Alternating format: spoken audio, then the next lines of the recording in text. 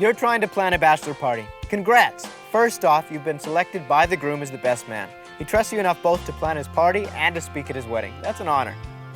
Now, let's get into planning a bachelor party. Here's some steps that'll make planning the party a breeze. Step 1, when you're planning a bachelor party, is to talk to the groom. Find out his likes, his dislikes. You should already know, but this really helps to narrow things down. Is there anything he really does want to do at the bachelor party or anything he really doesn't want to do?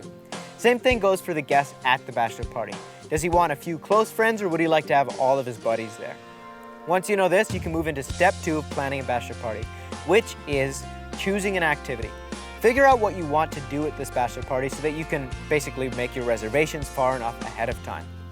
Be aware when you're planning the activity that you don't want to make it something too dangerous and too risky for the groom right before his wedding. You don't want him showing up to the wedding in a cast.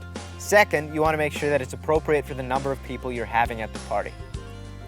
Once you've chosen your activity, you move on to step 3 of your bachelor party planning, which is inviting the guests. Choose a couple of dates that you think are going to give people a variety to choose from and send out your invitations. You want to choose dates that are going to be far enough away from the wedding that guests from out of town aren't going to have to make 2 trips too close back to back.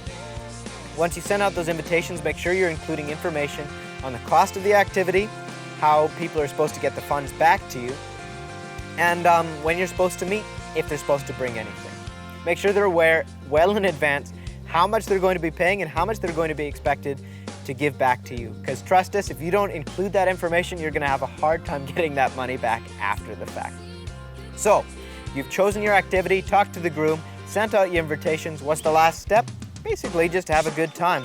Once you collect those RSVPs, you can narrow down your date and schedule the activities in advance. Make sure you're making bookings wherever they're required, and make sure you've got an adequate supply of snacks and food planned, because honestly, one of the best parts of any party is the food. So with that, you've probably gone a long way in planning your bachelor party. Hope it's successful and have a good time. Until next time, I'm Ryan at Taylor Fit Films.